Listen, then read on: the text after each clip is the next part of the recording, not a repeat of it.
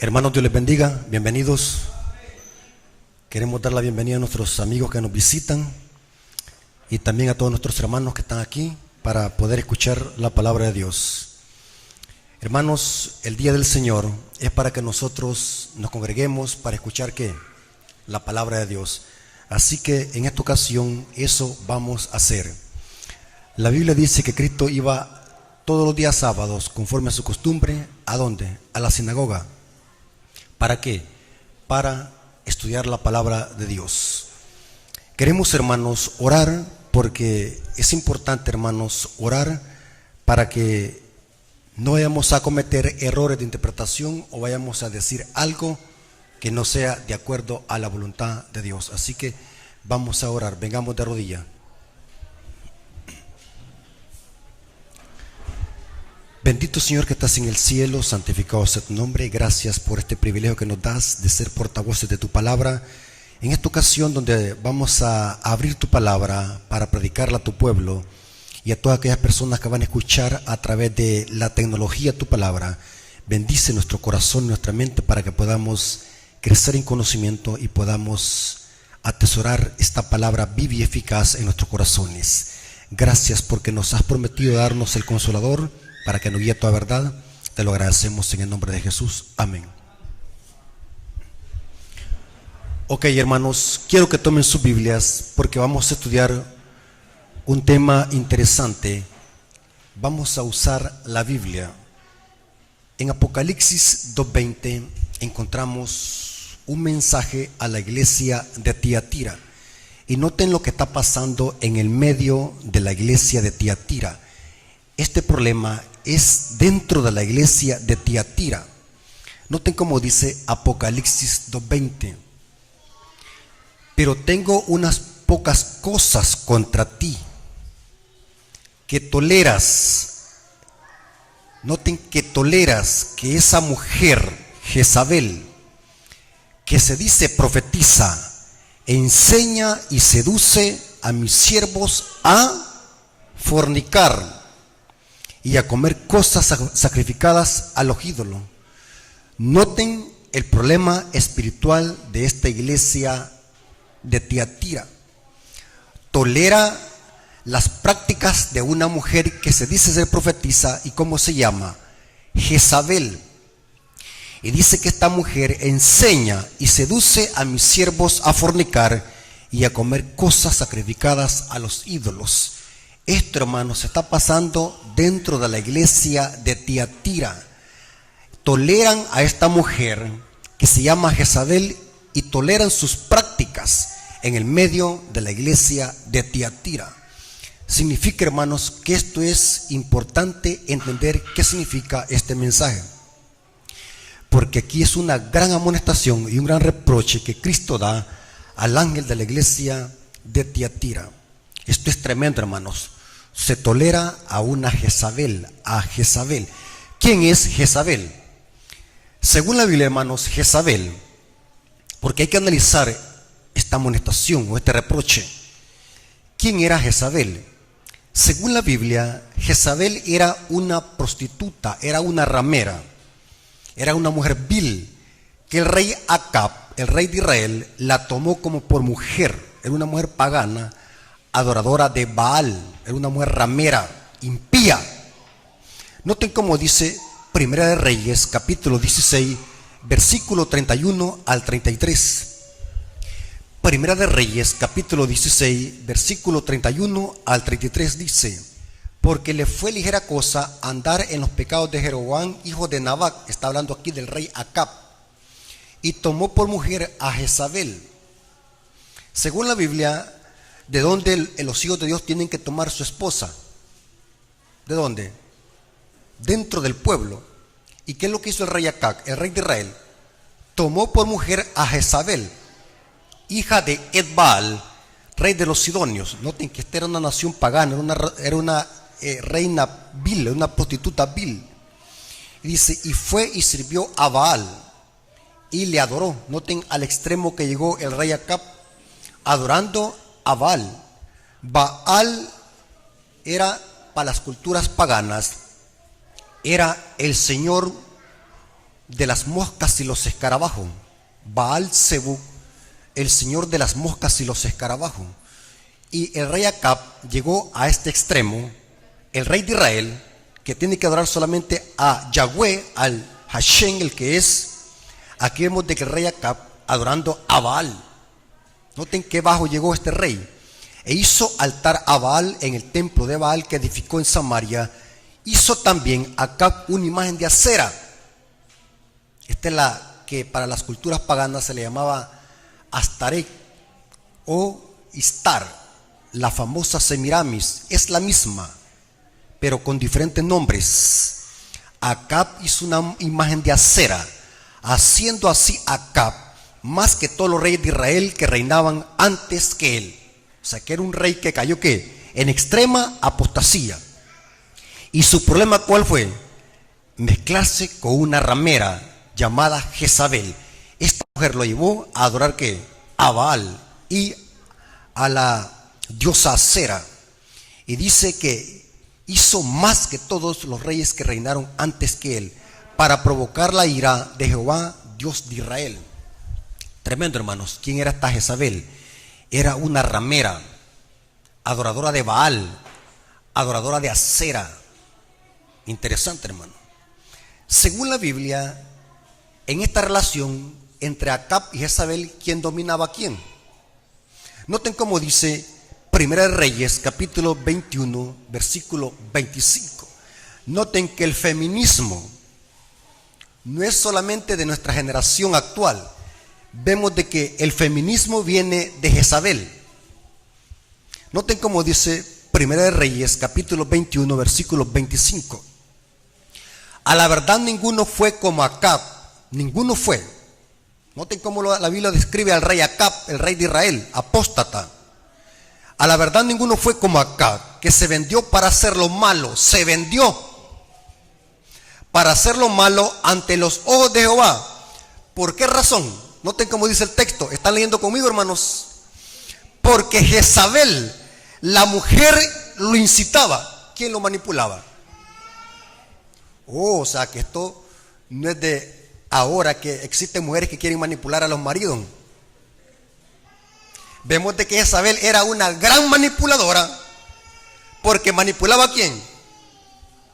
Aquí dice, porque Jezabel, su mujer, lo incitaba, lo manipulaba.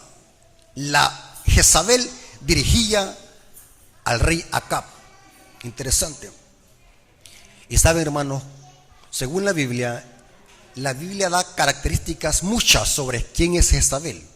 Yo estoy tocando solamente algunos puntales, pero ¿saben cómo era el atavío de Jezabel?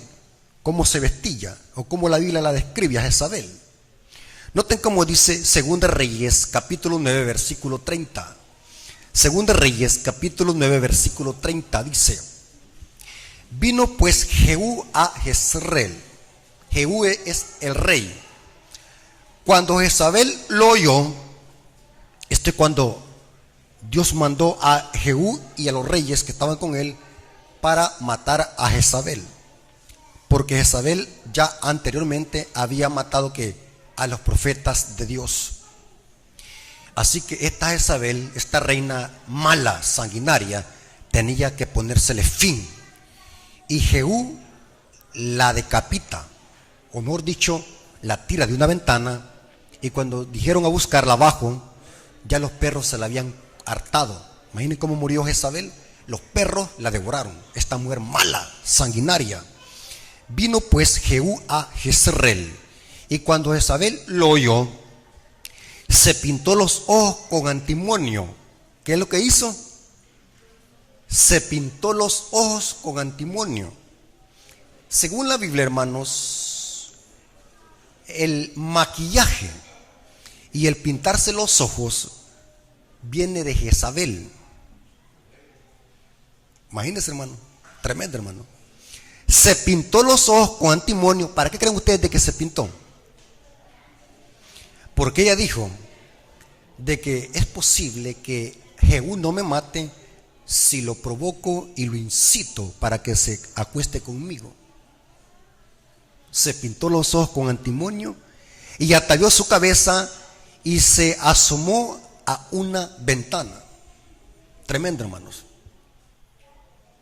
Se maquilló y se pintó los ojos. Yo les hago una pregunta, hermanos. ¿Para qué las hermanas se pintan los ojos? ¿Cuál es el objetivo? Que las hermanas se pintan los ojos y se maquillan. Hay quienes se hacen aquí unos ojos hasta acá. ¿Sabe de dónde viene eso, hermano? Viene también de los egipcios. Ojos de los egipcios. Que se pintan los ojos y se hacen hasta acá. ¿Cómo se le llama eso, hermano? Yo no sé de eso. Las mujeres que se pintan, ¿por qué se hacen los ojos hasta acá? Se hacen aquí y así. Yo he visto algunos ojos que como que si fueran mapaches. ¿Se conocen ustedes los mapaches? ¿Ah? No se pongan a reír, pero es verdad, hermano. Los mapaches, ¿conocen los mapaches? Que son aquí ojos. Aunque no querramos, tenemos que reírlo, pero da risa. Los mapaches son oscuros de los ojos. Sí, hermanas, he visto hermanas que se pintan mucho aquí, oscuro como mapache. Esto viene de Jezabel. Busqué en el diccionario qué es esto de antimonio, porque siempre soy curioso. ¿Qué es? La Reina Valera dice antimonio. Busqué en el diccionario Strong la palabra antimonio. ¿Sabe qué es lo que dice el diccionario Strong? Dice antimonio, de una raíz que se usa, que significa pintar, teñir. O sea, no sabemos qué es lo que usó para teñirse la cara. Claro que en aquel tiempo no existía maquillaje como el que existe hoy, de la Avon, de la Marlene Lemur, de la Lebel, pero de algo usó para esta mujer pintarse la cara y los ojos. Y la Biblia dice que fue antimonio, pero que en el hebreo dice teñirse. Algo usó para teñirse. Quizás fue a buscar algún tizón debajo de la hornilla o quizás tile. Pero lo que sí dice que sí se pintó. Sí, y dice, especialmente antimonio para los ojos. Antimonio, carbunclo, pintar, dice el diccionario Strong. Hermanos, saben, hermanos, que los adventistas del séptimo día, más que todas las mujeres, no deberían de maquillarse. Esto, hermanos, no es legalismo ni fariseísmo como dicen algunos, sino que saben, hermanos, yo siempre soy curioso. Yo quiero que ustedes también sean curiosos, hermanos. Cuando me tengo curiosidad, como que algo me impulsa a investigar qué pasa con esto. Saben de que se ha comprobado, hermanos, de que tanto maquillaje en la cara mata el cutis, o algo que tiene la piel que da la belleza a la mujer. Recuerdo una vez, voy a hacer este paréntesis, hermanos. Yo no quiero que se vayan a reír, o si se ríen, bueno, no es mi problema. Saben, hermano, una vez leí en un periódico y le tomé captura, ya ando en mi teléfono. Hace como unos 7 años vi esa noticia y le tomé captura porque cuando leí eso pasé casi todo el día riéndome cuando leí esa noticia. Decía la noticia de que un hombre se había casado con una mujer y durante todo el tiempo que anduvieron de novios nunca la vio a su novia sin maquillaje. La conoció con maquillaje y anduvieron de novio, siempre la veía con maquillaje. Dice que cuando se casaron y en la luna de miel, en la mañana cuando amaneció, quedó en shock y le iba a dar un ataque nervioso. Y salió corriendo de la habitación y de la cama, y hasta llamó a la policía porque pensó que alguien le había invadido su cama. Y decía la noticia, era porque había visto a su esposa la primera vez sin maquillaje. O sea, había visto un espanto tremendo, hermano. Y cuando leí esta noticia, hermano, va a reírme. Y dicen que este hombre fue a demandar a su esposa por daño psicológico. A ver qué tan horrible la vio. Y esto, hermano, a que usted lo agarre como cómico, pero esto es verdad, hermano.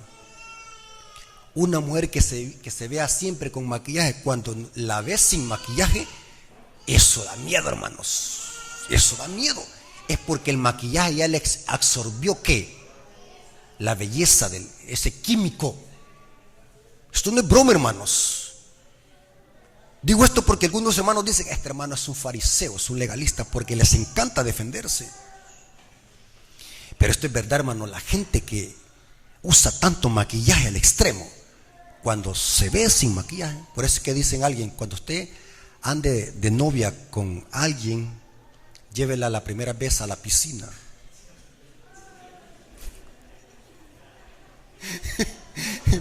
Sí, hermano, estoy haciendo este paréntesis para que vean de que esta mujer, Jezabel, se pintó de antimonio. Según ella, bueno, voy a pintarme antimonio para que Jehú no me haga nada. Y se atavió, dice, se puso bien provocativa, bien sexy. Es tremendo, hermanos. Pero noten las características de Jezabel. Era una mujer que impía, mala, que se vestía muy mal. Es interesante, hermanos, que en Apocalipsis se menciona que la iglesia Tiatira tolera a esta prostituta llamada Jezabel. Y quiero decirles, hermanos, que en Apocalipsis esto no debe de tomarse literal. ¿Por qué razón? Porque Jezabel ya muchos siglos había muerto y Jehú la había matado. Pero en Apocalipsis vemos que la iglesia Tiatira tolera a esta prostituta llamada Jezabel. Y no solamente la toleran, sino que toleran las prácticas de Jezabel, que enseña a fornicar y a comer cosas sacrificadas a los ídolos. ¿Qué es fornicación, hermanos? Es tener sexo sin haberse casado. Pero aquí en Apocalipsis la fornicación debe de entenderse también espiritualmente. Fornicar en el ámbito simbólico, ¿qué es? Es mezclarse con prácticas paganas e idolátricas. Cuando la iglesia mete prácticas del mundo a la iglesia, eso es fornicar en lenguaje espiritual. ¿Me doy a explicar, hermano? ¿Quién es la Jezabel en la iglesia de Tiatira? Aquí Jezabel ya había muerto. En Apocalipsis se está usando el nombre de Jezabel en lenguaje simbólico para describir la gran apostasía de la iglesia primitiva, la cual dio origen al papado. La Jezabel de la iglesia de Tiatira es el papado bajo su hegemonía de 1260 años, lo que se le conoce como la Edad Media. Noten cómo dice el comentario bíblico adventista sobre el periodo de Tiatira y de Jezabel. Dice, el mensaje indica en Tiatira que se extendía más que Pérgamo la apostasía. Cuando se aplica el periodo de la historia cristiana que corresponde a Tiatira, la figura de Jezabel representa el poder que produjo la gran apostasía de la Edad Media. En otras palabras, en Apocalipsis 2:20, la Jezabel es un símbolo para el catolicismo romano o el papado. Interesante. Noten cómo dice Apocalipsis 2:20, leámoslos otra vez. Apocalipsis 2:20 dice, pero tengo unas pocas cosas contra ti, que toleras que esa mujer Jezabel, noten que se admitía, se toleraba en la iglesia. ¿Qué es tolerar, hermanos? ¿Qué es tolerar algo? No decir nada, quedarse callado, permitir que se haga eso. Que toleras a esa mujer Jezabel, que se dice profetiza y enseña y seduce a mis siervos a fornicar y a comer cosas sacrificadas a los ídolos. Si este periodo corresponde a la iglesia de la Edad Media, la iglesia Tiatira, la pregunta es, ¿cómo fue que Jezabel se pudo introducir en la iglesia de Tiatira? Buena pregunta, hermanos. ¿Por qué esto está pasando dentro de la iglesia de Tiatira? Entonces la pregunta que necesitamos entender es cómo fue que Jezabel pudo introducirse en el medio de la iglesia de Tiatira, ¿y por qué nadie decía nada sino que la toleraban? Muy buena pregunta que necesitamos aclarar. ¿Y saben algo interesante, hermano? ¿Saben cómo surgió la iglesia católica? ¿Saben cómo surgió la iglesia católica o el papado? La iglesia católica, hermanos, es el producto o el fruto de la gran apostasía de la iglesia primitiva. Es interesante que según la Biblia, hermanos, y los relatos que da las 7 iglesias, la iglesia primitiva al principio fue establecida como una iglesia pura. Después se levantó la persecución en la iglesia. Tenemos la iglesia de Pérgamo, la iglesia de las iglesias que fueron antes de Tiatira, la iglesia que fue perseguida bajo los emperadores romanos como Diocleciano y Domiciano. Todos los apóstoles que fueron muertos bajo el periodo del poder romano, de los emperadores romanos Domiciano y Diocleciano. Pero es interesante que el diablo, para hacer su trabajo más sutil y que la apostasía entrara a la iglesia primitiva, en lugar de perseguirlos, usó otro método. Y quiero decirles, hermanos, lo siguiente. Voy a grandes rasgos para que ustedes puedan entender qué método usó el diablo para que Jezabel se introduciera a la iglesia. El diablo, hermanos, usa 2 métodos para hacer que el pueblo de Dios se detenga en la predicación del evangelio. ¿Cuál es la misión de la iglesia en esta tierra? Predicar el evangelio. La iglesia está aquí. Entonces el diablo, para que la iglesia no predique el evangelio y se detenga en la predicación del evangelio, el diablo usa 2 métodos. El primer método es aniquilar al pueblo de Dios a través de la persecución. Aniquilar a los hijos de Dios para que los hijos de Dios se callen y se prediquen. Ustedes pueden ver en el libro de Hechos donde dice que la iglesia fue perseguida y se levantó una gran persecución, y Saulo asediaba ¿qué? A la iglesia, porque el diablo quería callar a la iglesia para que la iglesia no predicara el evangelio. Los metía a las cárceles, pero el diablo no podía callar a los apóstoles. Los apóstoles predicaban el evangelio. Así que ese método no le resultó al diablo, aniquilar a la iglesia, porque cuanto más mataba, más hijos de Dios creían en el evangelio. ¿Saben, hermanos, por qué Saulo de Tarso llegó a convertirse a Cristo? Saulo de Tarso, el que perseguía a la iglesia primitiva y el que consintió en la muerte de Esteban. ¿Saben qué es lo que dice el Espíritu Profecía? Que el Espíritu Santo empezó a trabajar en el corazón de Saulo. ¿Saben qué significa la palabra Saulo? En honor a Saúl. Pero como Saúl era muy grande, era muy alto el rey Saúl, no cuadraba que a Pablo se le dijera Saulo, porque Pablo era pequeño. Por eso es que se le puso Pablo, porque Pablo significa pequeño. Era pequeño Pablo, era chiquito Pablo. ¿Sabe usted de eso, hermano? Porque Pablo significa pequeño. Pero el Espíritu Santo empezó a trabajar en el corazón de Saulo cuando vio que Esteban era apedreado, y así Esteban no murmuraba y no se retractaba. Y Saulo empezó a ver qué está pasando aquí. Qué fe grande de este hombre. ¿Quién es este Dios a quien le sirven? Y empezó el Espíritu Santo a trabajar en el corazón de Pablo, porque entre más cristianos morían, eso era como semilla para que otras almas creyeran en el evangelio. El diablo no pudo matar y detener a la iglesia. Cuanto más morían, más se levantaban creyendo en el evangelio.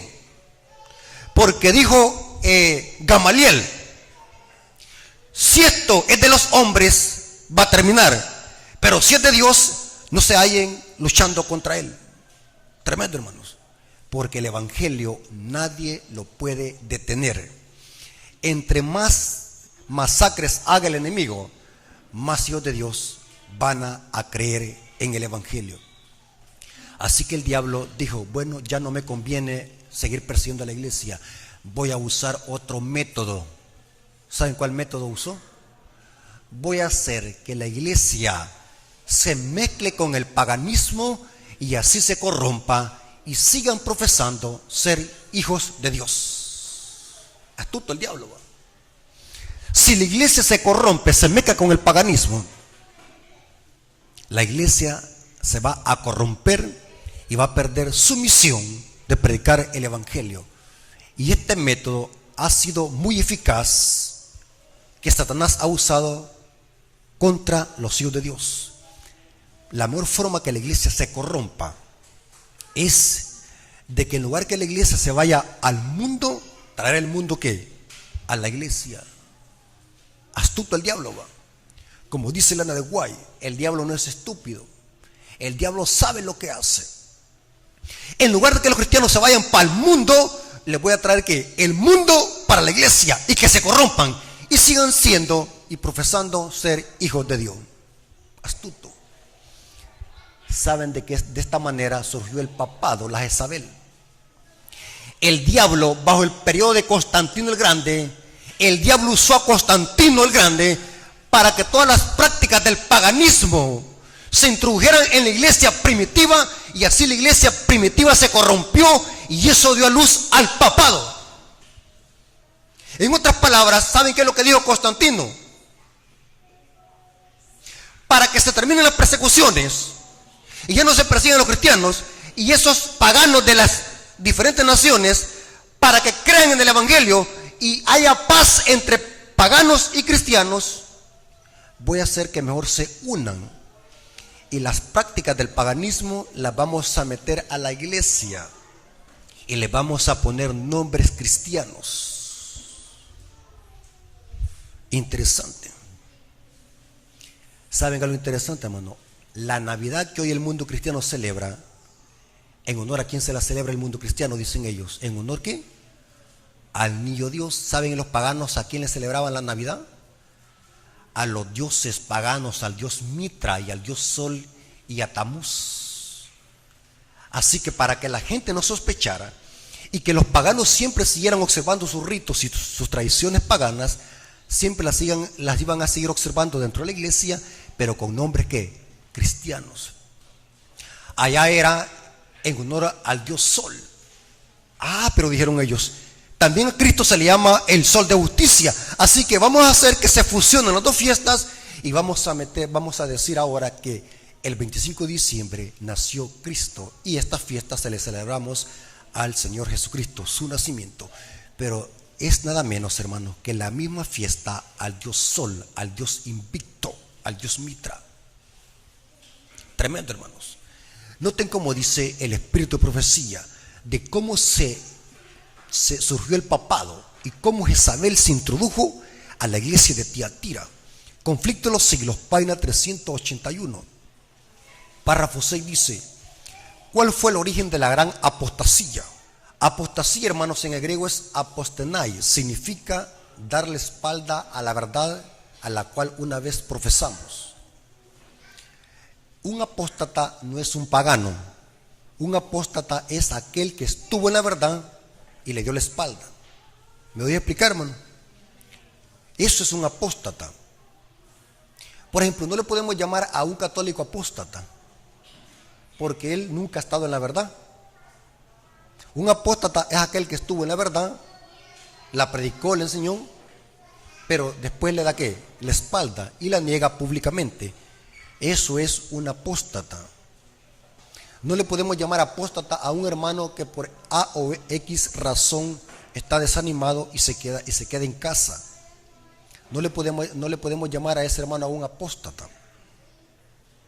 El apóstata es aquel que públicamente rechaza la verdad y hoy la ataca. Una verdad en la cual estuvo. Eso es un apóstata. Yo conozco hermanos que están desanimados, ya no quieren congregarse porque algo les pasó, están desanimados. Pero cuando se habla mal de la iglesia, ellos la defienden. No le podemos llamar que ese hermano aún es apóstata. ¿Me voy a explicar, hermano? Un apóstata es aquel que rechaza y la niega la verdad públicamente. Eso es un apóstata. ¿Cuál fue el origen de la gran apostasía? Dice ella. cómo empezó a apartarse la iglesia de la sencillez del evangelio, conformándose a las prácticas del paganismo para facilitar a los paganos la aceptación del cristianismo. El apóstol Pablo dijo acerca de su propio tiempo: ya está obrando el misterio de la iniquidad. Segunda de Tesalonicenses 2:7. Mientras aún vivían los apóstoles, la iglesia permaneció relativamente pura, pero hacia fines del siglo II, la mayoría de iglesias asumieron una forma nueva. Después de que los apóstoles murieron, los líderes de la iglesia murieron. Entonces el diablo dijo: bueno, ya murieron los grandes hombres de Dios, ahora voy a usar que se introduzca a la iglesia la apostasía. Porque ahora pusieron otros líderes. Saben, hermanos, que la apostasía, ¿por dónde inicia? Por el liderazgo. Muertos los apóstoles, llegaron a estar dirigiendo la iglesia otros líderes, y el diablo dijo: bueno, hoy es mi oportunidad para introducir el paganismo y la idolatría a la iglesia. Ya se murió Pablo, gran defensor de la fe, ya murieron los apóstoles, ahora están otros líderes. Ahora voy a introducir la apostasía en la iglesia. Mientras aún vivían los apóstoles, la iglesia permaneció relativamente pura, la iglesia de Éfeso. Pero hacia fines del siglo II, la mayoría de iglesias asumieron una forma nueva. La sencillez primitiva desapareció. Imagínense. E insensiblemente, a medida que los antiguos discípulos bajaban a la tumba, sus hijos, en unión con nuevos convertidos, se adelantaron y dieron nueva forma a la causa. Y dice: para aumentar el número de los convertidos, se rebajó el alto nivel de la fe cristiana. O sea, para retenerlos, que no se vayan los paganos, porque queremos nosotros que retenerlos en la iglesia, se rebajó la norma. Y dice, noten cómo dice, se rebajó el nivel de la fe cristiana. Y dice, y el resultado fue una gran ola de paganismo que anegó la iglesia, trayendo consigo sus costumbres y sus prácticas y sus ídolos. Una vez que la religión cristiana hubo ganado el favor y el apoyo de los legisladores seculares, fue aceptada nominalmente por multitudes, pero mientras estas eran cristianas en apariencia, muchos permanecieron en el fondo paganos, que seguían adorando sus ídolos en secreto. La Jezabel se introdujo a la iglesia para ganar almas. Hicieron que la iglesia se uniera con el paganismo, y los ídolos se trajeron al medio de la iglesia. Pero hoy ya no iban a ser ídolos, hoy se les iba a llamar ¿qué?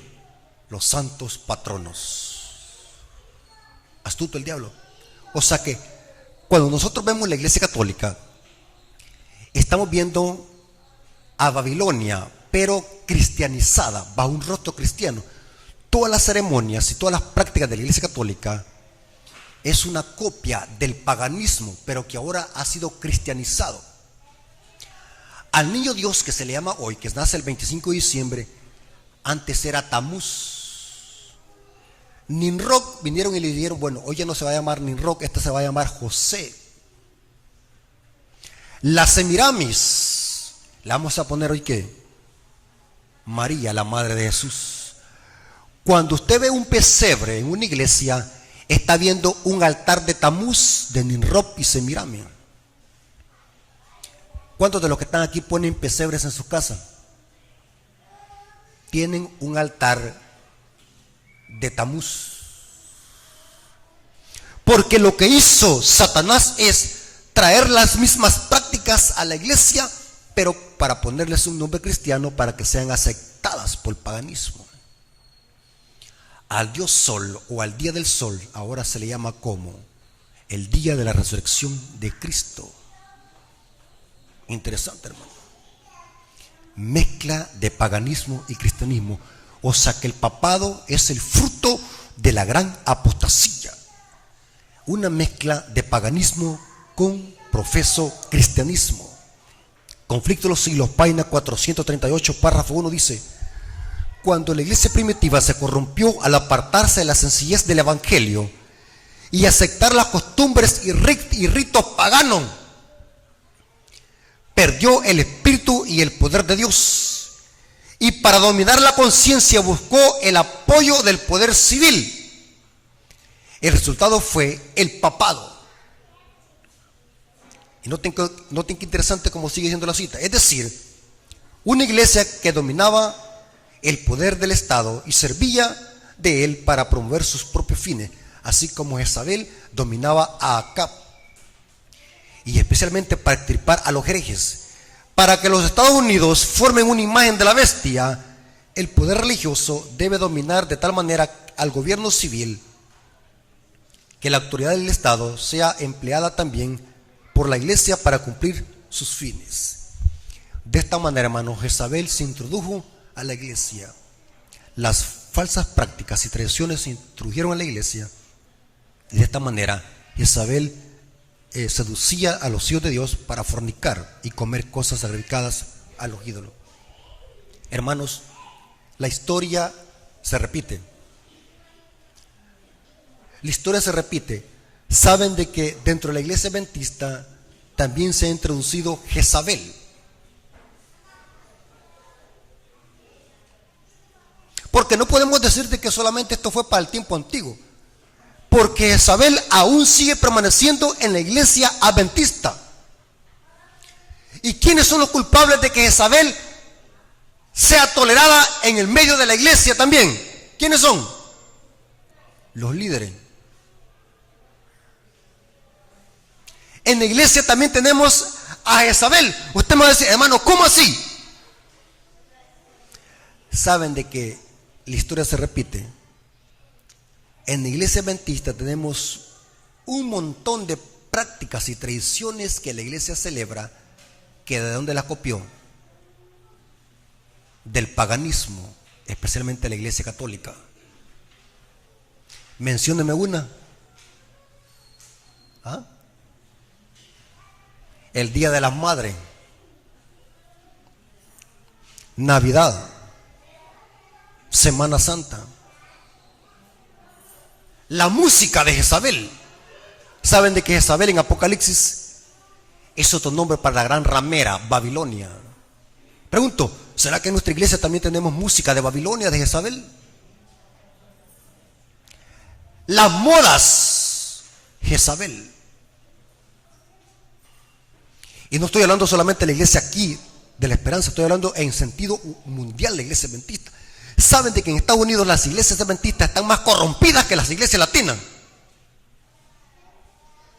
que no se conforman con solamente poner un árbol en honor a Nimrod, sino que también hasta ponen un pesebre, la vaca, el burro, San José y María. Iglesias adventistas que dicen que conocen la Biblia y las profecías. Jezabel fornica dentro de la iglesia y la toleran y enseñan cosas sacrificadas a los ídolos. Hermanos, hoy más que nunca, hermanos, la iglesia adventista está mundanalizada. Jezabel también sigue permaneciendo en la iglesia adventista. O sea que el reproche y la amonestación que Cristo da a la iglesia de Tiatira también es aplicable para nosotros. ¿Cuántos dicen amén? Si usted dice que solamente para allá, lo metemos en un problema. Porque la Biblia dice, lo que fue antes, eso se volverá ¿qué? A repetir. Hermanos, ha entrado una gran mundanalidad en la iglesia adventista que proviene de afuera, porque Jezabel está fornicando dentro de la iglesia adventista. Una gran ola de mundanalidad que ha entrado en la iglesia adventista, hermanos. Y saben, hermanos, quiénes son los culpables, quiénes son los que permiten. Por ejemplo, hermanos, oigan bien lo que voy a decir. Si en esta iglesia de la esperanza se mete una mundanalidad de cualquier tipo, ¿quiénes son los culpables? ¿Ah? ¿Quiénes son los culpables de que Jezabel se haya introducido en la iglesia? Los líderes, ¿sí o no? Si en el púlpito suben hermanas a desarrollar los servicios de canto con minifalda, ¿quiénes son los culpables? ¿Quiénes son? Los que la subieron. Si en el púlpito viene un hermano a hacer unas blasfemias y unas herejías, ¿quiénes son los culpables? Los que le permitieron ¿qué? Subir. Si afuera andan hermanas mal vestidas y aquí vienen como que si no han quebrado un plato, ¿quiénes son los culpables? Los líderes, porque no hablan con ellas. ¿Sí o no, hermano? Aún está viviendo Jezabel en nuestro medio. Hay hermanos que aún no han dejado las comidas inmundas. Pero la pregunta que necesitamos responder es la siguiente: ¿quiénes son los culpables de que Jezabel sea tolerada y fornique dentro de la iglesia? Son los líderes. Noten cómo dice Ezequiel 44:23.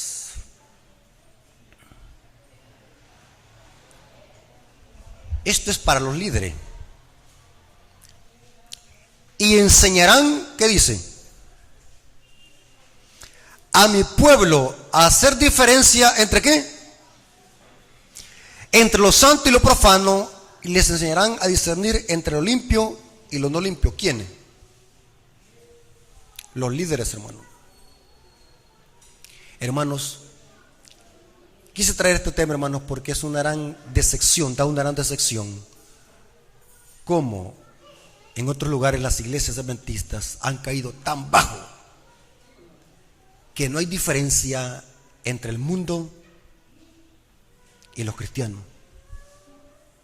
Yo sé que quizás a muchos les va a molestar esto, hermano, pero es una realidad. Saben, hermanos, según la sierva del Señor, ¿por qué aún no ha venido la persecución sobre la iglesia?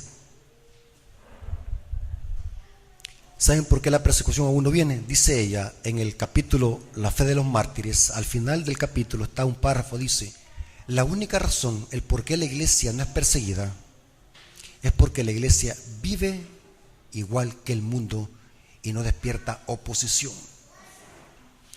Hoy en día, hermanos, todo lo que el mundo celebra, tradiciones, también en la iglesia adventista se celebra. Día de las Madres, Día del Pastor, Día del Conquistador, Navidad, Semana Santa. Jezabel fornicando ¿qué? En la iglesia. ¿Y saben qué es lo que dicen hoy muchos? Nosotros, hermanos, no celebramos esas cosas. Lo que hacemos es usar eso para predicar el evangelio. Y usan como pretexto la predicación del evangelio, pero es un pretexto. Lo que buscan es justificar las falsas prácticas y tradiciones de Babilonia que se han introducido a la iglesia primitiva. Tremendo, hermanos. Dígame usted, hermana, ¿qué tiene que ver con Cristo que se ponga en un púlpito un pesebre?